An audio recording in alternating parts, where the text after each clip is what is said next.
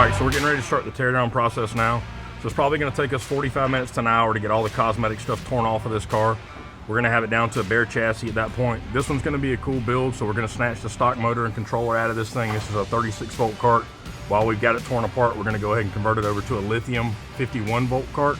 And we're gonna replace the stock motor and controller with a Navitas AC kit. So it's gonna get a 5-kilowatt motor and a 600-amp controller.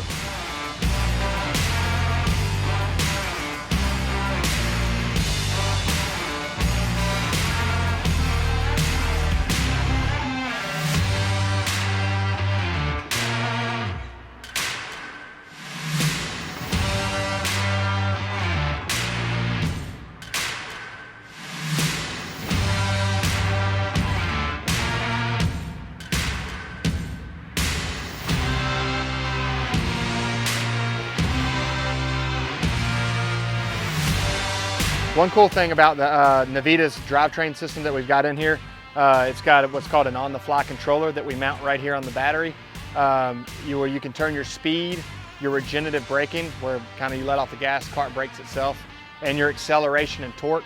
All of those are customizable with a lockout key.